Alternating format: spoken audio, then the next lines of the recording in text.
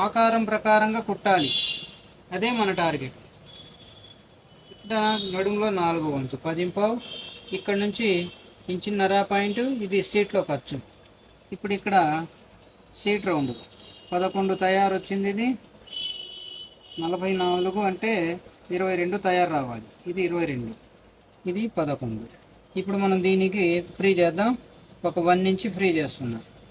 1 inch 2 అంగుళాలు free అవుతుంది అన్నమాట టోటల్గా ఇది. ఇప్పుడు దీనికి ఏమి మనం జాయింట్ లేకుండానే కటింగ్ చేస్తున్నాం, జాయింట్ ఏం లేదు, సరిపోతుంది. ఇక్కడ నుంచి గుంట అయితే మీరు ఎక్కువగా గుంట కొట్టకూడదు, ఇది ఒక బ్యాలెన్స్గా ఉండాలి గుంట.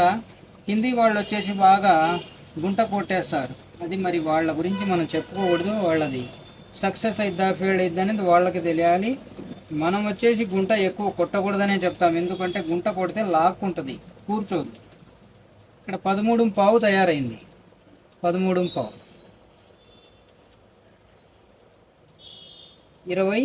28 వస్తుంది. మనకు కావాల్సింది 28.5. ఇక్కడ 28 ఇప్పుడు కటింగ్లో వస్తుంది, కటింగ్ చేసినాక 28.5 వస్తుంది. కుట్టేటప్పుడు ఇంకొక 1/2 ఇంచ్ పెరిగిద్ది, సుమారు ఇది 29 దాకా వచ్చింది మనం కుట్టేటప్పుడు. ఇది మెత్తటి క్లాతులు సాగుతాయి, ఇది టెరిబుల్ ప్యాంటు.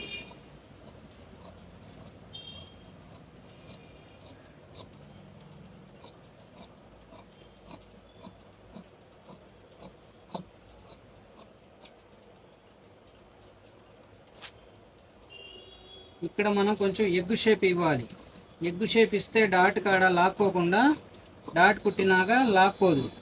ఎగ్గు షేప్ ఇవ్వకుండా మీరు డాట్ కుడితే ఎలా ఉంది, ఎగ్గు షేప్ ఇచ్చి డాట్ కుడితే ఎలా ఉందో కామెంట్లో రాయండి.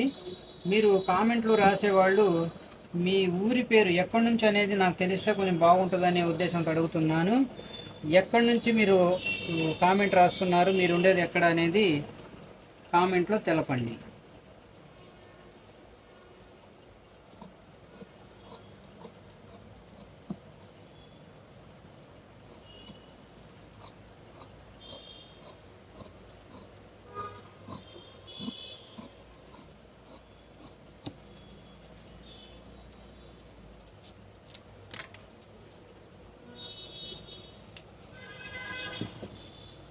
ఈ ఘాట్లు అనేది కంపల్సరీ పెట్టుకోండి, నేను పదే ప్రతి ఒక్క కటింగ్లో చెప్తున్నా.